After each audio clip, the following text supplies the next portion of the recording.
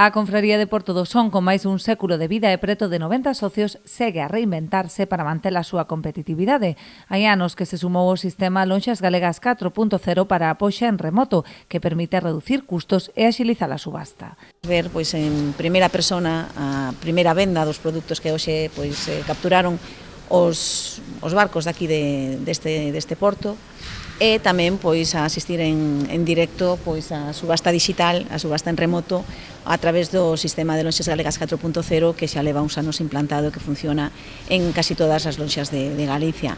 A parte, tamén falaremos de proxectos solicitados que se van a executar durante este ano e tamén repasaremos temas pendientes que son de interese da cofradía e como non da Consellería do Mar. Durante a súa visita, a conselleira e o patrón maior abordaron tamén outros proxectos previstos polo Departamento Autonómico no Porto Sonense, como a posta en marcha dunha aula de formación encamiñada a traer a mocidade ata o sector para garantir o relevo xeracional. Vamos facer unha aula de formación para que a xente xoven animala, darlle un aliciente para decirlle que sí que o mar ten futuro. Entón, estamos nun proxecto e máis para promocionar os produtos todos pesqueiros daqui. É un proxecto que é ambicioso.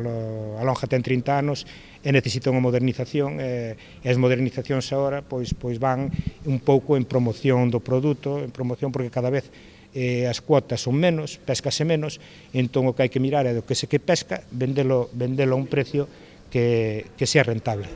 Emilio Queiruga trasladou tamén a Marta Villaverde algunhas das necesidades que presenta a confraría, non só en materia de infraestructuras, senón tamén de persoal. Cada vez temos máis gastos, porque nós tiñamos 3 funcionarios que non los pagaba a Consellería, pero son a extinguir.